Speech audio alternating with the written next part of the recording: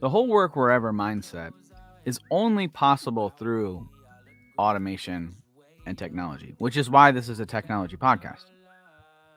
So the whole work wherever idea, you see a lot of remote advocates, which I do consider myself a remote advocate, but you see a lot of remote advocates that are just pushing the narrative that just people need to work from home and that's it. End of discussion.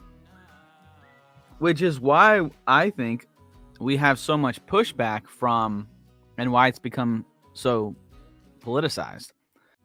You gotta let it down, cause you can work wherever now. What's up, guys? Welcome into the Work Wherever podcast. I'm your host, Roy Edwards. This is another episode where we're talking about AI automation, the ability to work wherever so you can live every day like it's Saturday. And so a lot of people have been getting confused. Well, more so, I want to clarify something. The whole work wherever mindset is only possible through automation and technology, which is why this is a technology podcast. So the whole work wherever idea, you see a lot of remote advocates, which I do consider myself a remote advocate, but you see a lot of remote advocates that are just pushing the narrative that just people need to work from home and that's it. End of discussion. Which is why I think we have so much pushback from and why it's become so politicized. Is you have these people who believe that, oh, well, the people who work from home are not working hard enough or they're lazy or whatever. And then you have the other side of the conversation where they want butts and seats and they want to be able to micromanage individuals. And to be honest, working from home, you get more micromanaged than if you were in the office oftentimes. And that's because the amount of work that you're doing and the type of work that you're doing is displayed through business intelligence, analysis, dashboards. You can see every time you logged in, you can see, you can see everything you're doing. So that's what I wanted to clarify before we got into this topic, because people are like, well, if it's work wherever, you just talk about remote. Well, I talk about technology that enables you to work remote so you can live every day like it's Saturday, because we are headed towards that production-based economy that I truly, honestly believe that we are headed there. And in order to get there, to focus on a production-based economy, it has to be through automation and artificial intelligence. And I got to thinking, okay, well, if people are going to head in this direction, which we already have, we're a full remote organization. We implement automation and artificial intelligence. We implemented it inception. We've been running automation in different ways since the inception of our organization in 2014, 2016, and then there and beyond. And we implemented artificial intelligence. So we implemented Copilot in 2018, Microsoft Copilot. Then it was called Microsoft Power Virtual Agent, in which they just rebranded it to Copilot. But we implemented that in 2018 as a bot. So this stuff's not new. It's been around. And it helps remote organizations like ours do more. So as I started to think about that, who it is that we are, who it is that we serve, and what is it we do, I started, naturally your brain goes to this ChatGPT, world, where when you say artificial intelligence, people immediately turn their heads to ChatGPT, OpenAI, and they think about the prompts that they have on their phones or on their web browser. And yes, that is artificial intelligence. That is an LLM, but that's only part of the equation, right? That the artificial intelligence has been around for, well, if you have spell check, you have artificial intelligence. If you have predictive text in your emails, you have artificial intelligence. If you have a GPS system in your car or on your phone that offers you alternative routes based on traffic, you have artificial intelligence. So this general idea where, oh, artificial intelligence is bad and I'll never use it, you're acting ridiculous because you already are using it in probably more ways than you'll ever admit. And the fact that it can't touch your business is ridiculous because it's already in your business. It's already in your employees' emails. It's already in your employees' Word and PowerPoints and Excel, and you already have this help. So this is just better help. So by limiting and not working to implement better artificial intelligence, you're going to fall further behind your competition. But you can only do that if you're ethically doing it and if you understand ways to implement automation and artificial intelligence, which I feel like we go over that a lot on this show. And so today's show, we're going to go over on what not to do. And so today's episode is going to be 3 common mistakes that people make when implementing artificial intelligence. I'm going to go over three areas that are common mistakes of organizations and individuals who are using artificial intelligence. And when people are saying, don't use AI, what they really mean is these 3 things. These are the 3 things. These are the 3 mistakes that people are using. And then they're making sweeping generalizations surrounding artificial intelligence to say, don't use AI because blah, blah, blah. What they really mean is don't use AI for chat prompts and image generation and the creative, because like we just touched on, artificial intelligence has been around for every single person saying don't use AI is using AI. Guarantee it. They just don't understand artificial intelligence. They just don't understand LLM. They just don't understand what it is they're talking about when it comes to technology. They're afraid of the capabilities of the tool. They're afraid of what it could do for their business and their industry. And since they don't understand and they have a fear of emotion, they naturally pull away from the implementation because they don't know what to do with it. So now a lot of the members are reading up about it, or they're generally ignoring it. And if you're generally ignoring it, you're out. And I don't need to deal with them anyways. But if you're reading up on it and you're getting a general understanding of things, you're starting to understand the ethics behind it. You're starting to understand what to do and what not to do. And today's are 3 things on what not to do. And the first thing is relying too heavily on the AI to do their job. So don't do that. Don't rely on artificial intelligence to do your job. If you are putting into a ChatGPT or a prompt, or I use ChatGPT a lot in terms of referencing artificial intelligence because I think that's the biggest buzzword, right? But there are tons of chat prompt LLMs out there. We deal with Microsoft. OpenAI runs on Microsoft, which if you're building your own bot within the Microsoft Azure environment, it uses ChatGPT 35 Turbo, so that's where I'm coming from. It's a chat-generated, text-generated artificial intelligence LLM, large learning model. And if you rely too heavily on it, then you're going to forget how to do the job. At least you're going to get lazy in areas that you should be paying attention to in doing the job. And so if you rely so heavily on it, you're going to substitute human creativity, judgment, empathy, these things that make us human, and you're going to rely on potentially bad, old, or non-related information to make a decision based on for your organization. A lot of people took to ChatGPT in the beginning and they were like, ChatGPT, write me this, do me that, how to create a template, yada, yada, yada. Not understanding that the original ChatGPT couldn't connect to the internet. They saw it as this is super intelligence tool, which it's not. Hopefully never. But it's not super intelligence. But they saw this tool and they're like, oh my gosh, write me this, write me that. But it can't connect to the internet. And most of the data was only up to September 2001. So you had old data, bad information that you're getting, and you're relying heavily on the artificial intelligence to perform an action or to perform something within your organization. And then, of course, it's spitting out multiple paragraphs that you're not reading. And so you're relying on the artificial intelligence, which has keys. You can take a look at the prompt. You can look at the response, rather, and you can take a look at the response, and there are key indicators that artificial intelligence wrote it. One, it always writes in like third person. So it has a very hard time writing in first person. Now you can prompt it to do that, but then it's going to use other additional key words that it repeats over and over again. That it's pretty obvious to tell.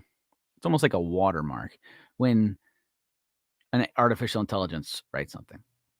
And so that left a lot of humans copying and pasting this onto websites, into articles, into blogs, into, you saw college people writing papers with it. And so they're relying on artificial intelligence to do their job. And so while AI can help generate content and generate ideas and get the conversation started, it still needs the human oversight to make sure that it's accurate, relevant, and that it's authentic. That's the first mistake. Second mistake, failing to verify content credibility.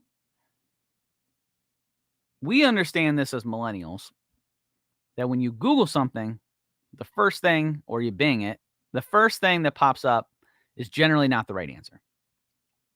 Or at least we can listen or read, because, you know, sometimes it'll read it now.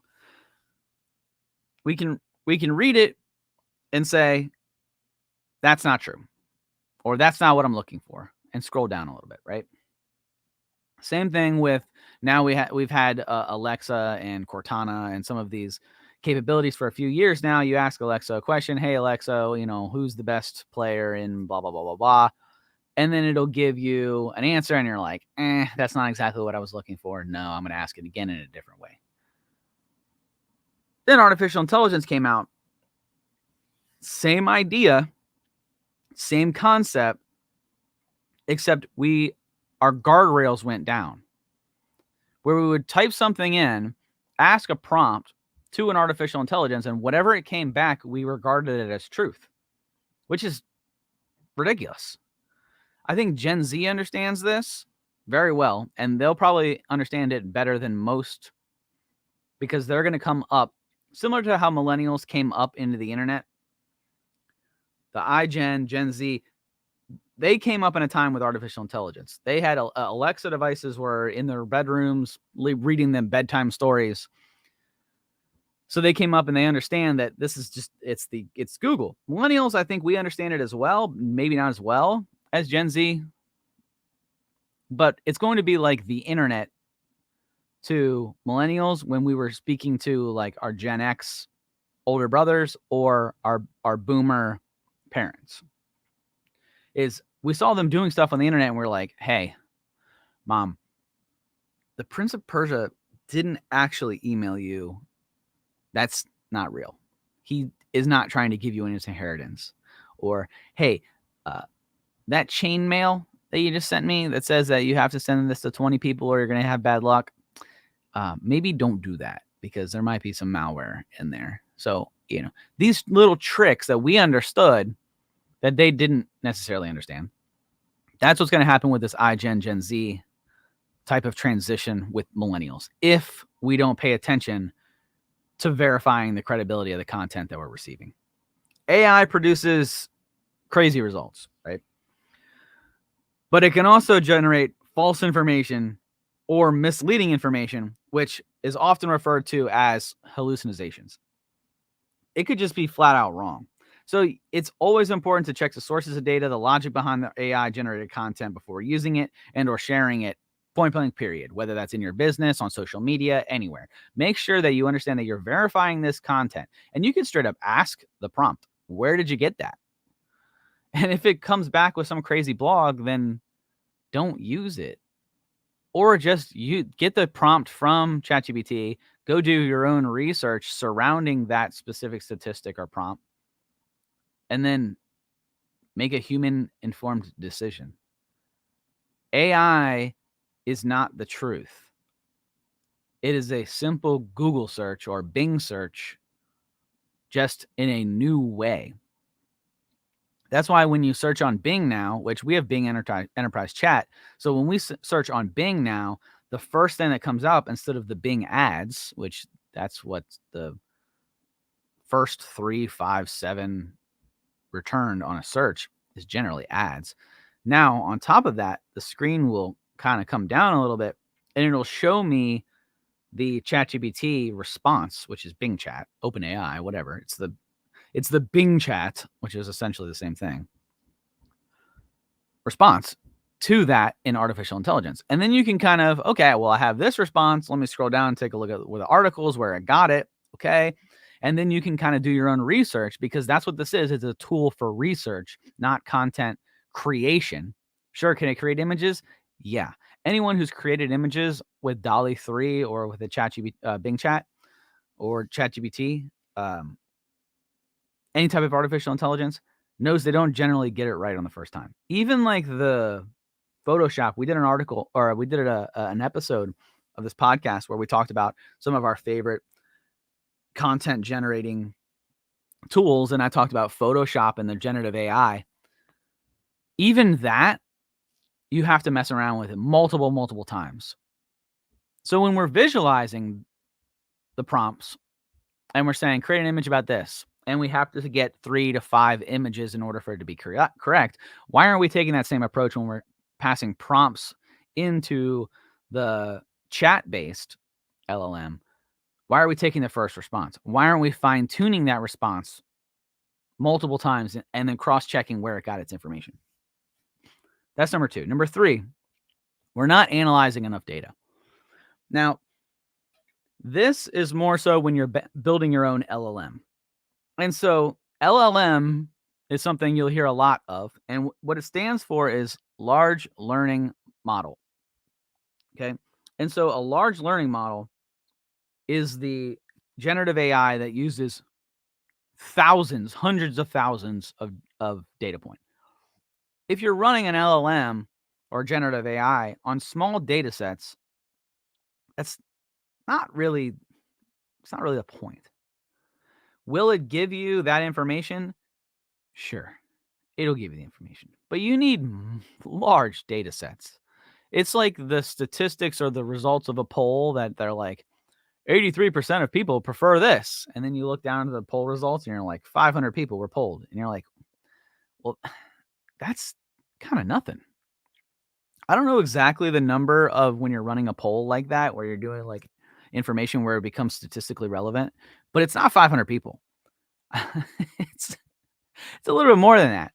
So understand where your data is coming from, and then also understand what data you're using to get there, whether it's your own data or the internet is using that data.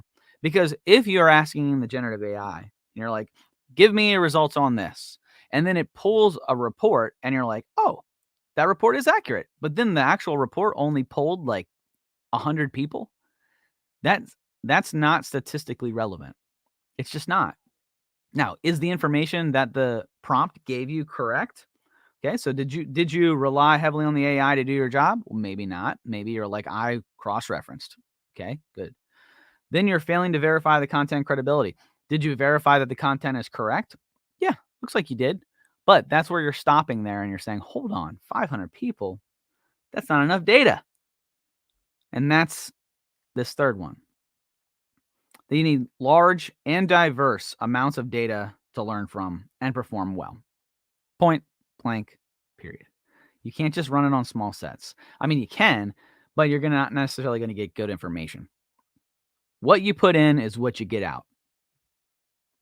So if the data is insufficient, if it's low quality, or if it's biased, which is what we're seeing a lot of more and more, is biased data and biased information, then the AI model, it's going to produce inaccurate, unreliable outcomes, which is the exact opposite of what it is that you're looking to achieve using a generative AI or an LLM. So make sure that you are, if you're building your own LLM, make sure that you are collecting, cleaning, and structuring your data properly before you're putting it through any sort of LLM. So you need to make sure that you're doing those things. And cleaning your data means accuracy. It means making sure that your data is set up properly. So if the metadata is all the same, make sure that your data, you don't have duplicate data. Make sure that's what you refer to when you hear dirty data. Dirty data is data that has not been gone through and has not been organized, has not been established into a specific set. It's untouched data. It's essentially dirty data. You're feeding data in from points, and it's just dumping grounds. That's dirty data. So go through, collect your data, clean your data, then you can analyze your data. And make sure that you're using large sets. So don't be like if you were running a Power BI or business intelligence on reports surrounding your business, and you used last week's data to make a decision of how you're going to scale your business for the next 4 or 5 years, you understand that that's probably not a very good representation of your business. And if you were to use your last 3 years of data and information, you're going to have a much clearer picture as to what is possible in the next 5 years. Is the last week's data relevant? Of course. But can you build an entire model of prediction surrounding the next 5 years of business around that 1 week? Probably not. It's a lot better if you were to look at the last 3 years. That's why when you go through acquiring a business, the acquisition process, it does require your last 3 years of business. Is that last 3-year business going to tell the entire story of what the next 3, 5, 10 years of business is going to be? Well, no, but it's a decent picture of what that business has done, the type of information surrounding that business, and it's a much clearer picture. If they only looked at the last week or 3 weeks, maybe you just had a really good week. Maybe you just had a really bad week. But it's not a full picture. The 3 years isn't exactly a full picture either, but it gets you a little bit closer, a lot of bit closer from a week. So make sure that the information you're bringing in is large. That's why it's an LLM, a large learning model, because it needs large amounts of data. And the amount of data that you have, it can process it so fast that it doesn't really matter of how much data you have, because the speed of process, it's going to make the decision making better, more accurate, but it won't slow you down. You don't have to worry about, oh, well, it'll slow the bot down. No, it won't, because that's what it was built to do. So these are the 3 mistakes. I'll review them very quickly. Relying too heavily on AI to do your job. Don't do that, guys. Okay? This is a tool. You wouldn't rely fully on any other tool within your organization. So don't rely solely on AI to do your job. It's setting yourself up for failure. That gets back into all these people who are laying people off to replace them with AI. Terrible decision. Next, failing to verify content and credibility. They're just taking the first prompt and they're pasting it in. They're like, yes, this is truth. Blessed. But it's not. That's ridiculous. Make sure you're doing your research. Make sure you're running multiple prompts on the same thing. Make sure that you're researching any specific points. These AIs do hallucinate. They do produce false information. So you just have to understand where your data is coming from and do a little bit of R&D yourself. Next is not analyzing enough data. This gets into your own data, collecting more than you think is enough, way more than you think is enough, because that's what's needed. But it also gets into the prompts and to understanding, okay, well, it did return information, but the statistics surrounding that specific study is not statistically significant. So that is also something that you guys need to pay very, very close attention to. So guys, thanks for hanging out. Thanks for sitting around. Thanks for sharing the show. Really appreciate you guys sharing the show. We don't run ads. I don't really plan on ever running any ads. So whether you're sharing the show or you're sharing our reels or you're sharing our shorts on YouTube, I appreciate all of it. So thank you guys for hanging out. Thanks for sharing the show. Please like and subscribe. Until next time, guys. See ya.